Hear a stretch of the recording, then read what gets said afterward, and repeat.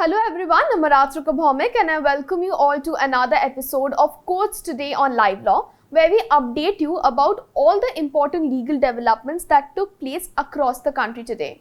We will begin with developments from the Supreme Court of India and then move on to High Courts and other subordinate courts.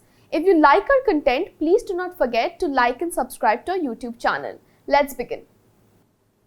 In an interesting development, the Supreme Court of India today dismissed a petition which sought to restrain Justice D.Y. Chandrachud from taking oath as the next Chief Justice of India. A Supreme Court bench comprising Chief Justice of India U.U. Lalit, Justice Bela M. Trivedi and Justice S. Ravinder Bhatt said that the petition was completely misconceived. We have made a detailed video on today's hearing, the link to which has been given in the description box below. Please do check it out. The Supreme Court of India has directed the central and state governments to consider a plea to publish all legislations in regional languages to ensure better access for the people whose conduct and day-to-day lives would be governed by these particular legislations. However, the bench comprising Chief Justice U.U. Lalit and Justice Bela M. Trivedi refused to entertain a prayer seeking the publication of the draft legislations before their introduction to enhance transparency and public participation. Senior advocate Dushyant Dafe today told the Supreme Court that the Malayalam news channel MediaOne, whose broadcast license was not renewed by the central government in January this year, citing security concerns, has never violated the programmed code.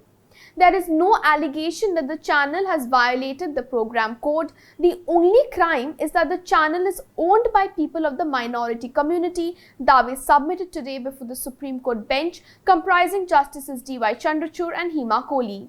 He added that the channel is widely respected among Malayalis and that renowned persons participated in the debates conducted by it.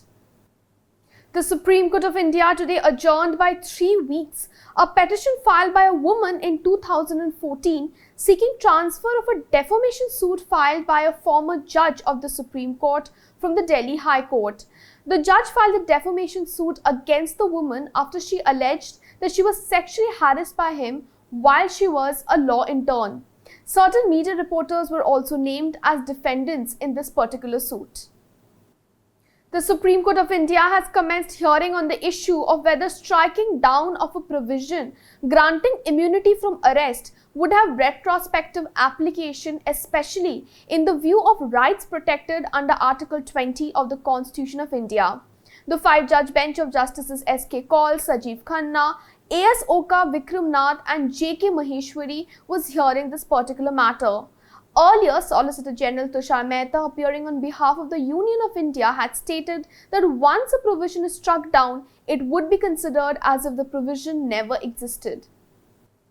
The Supreme Court of India has reiterated that the power of court under Section 319 of the CRPC is discretionary and extraordinary power which should be exercised only sparingly. The bench of Justices Ajay Rastogi and C.T. Ravikumar observed that the crucial test that has to be applied is one which is more than prima facie case as exercised at the time of framing of charge, but short of satisfaction to an extent that the evidence, if goes unrebutted, would lead to a conviction. Picking holes in Delhi Police's investigation of a case connected to the Northeast Delhi riots of 2020, a Sessions Court in Delhi has sought a clarification from the DCP on the prosecution's conflicting stand in the matter, where initially 30 complaints were clubbed, but last month the concerned investigating officer moved an application seeking their return. Additional Sessions Judge Pulayastha Parmachala said in the order passed on Tuesday, and I quote here, "Several questions arise as to why fourth name in the complaint of Azad Singh was cut with ink. How was it ensured that which statement of this witness was correct and what action was contemplated for mentioning wrong name of accused in the FIR? Seeking withdrawal of the complaints which were filed earlier along with a charge sheet in a Karawal Nagar police station, the police in an application said that none of the complainants would identify or name any accused involved in damaging and looting the concerned properties. Dealing with a petition raising the issue of right of foreign nationals to solemnize and register their marriage under the Special Marriage Act of 1954, the Delhi High Court has observed that there is no way that the state can prohibit an interfaith couple to marry. Justice Yashwant Verma was hearing a petition filed by two interfaith foreign nationals residing in the national capital of Delhi for over 6 months who intend to continue their stay in India and marry under the Special Marriage Act. While the woman, a Canadian citizen, is Hindu by religion, the man is an American citizen who is a Christian.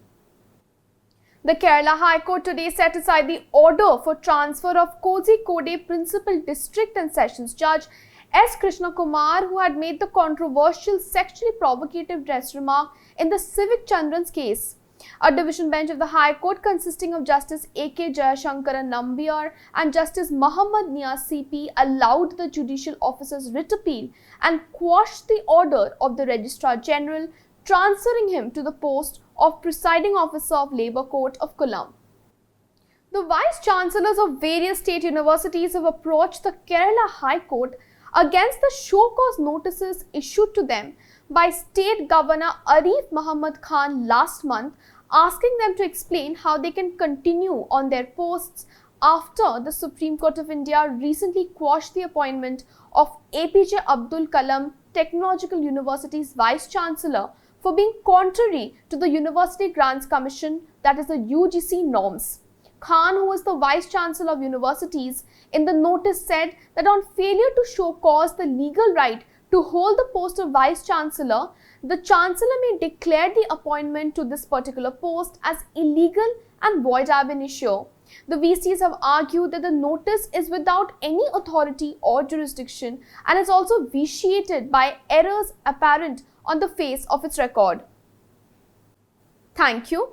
Keep watching Courts Today on LiveLaw for more such updates. If you like our content, please do support us by liking and subscribing to our YouTube channel. See you tomorrow.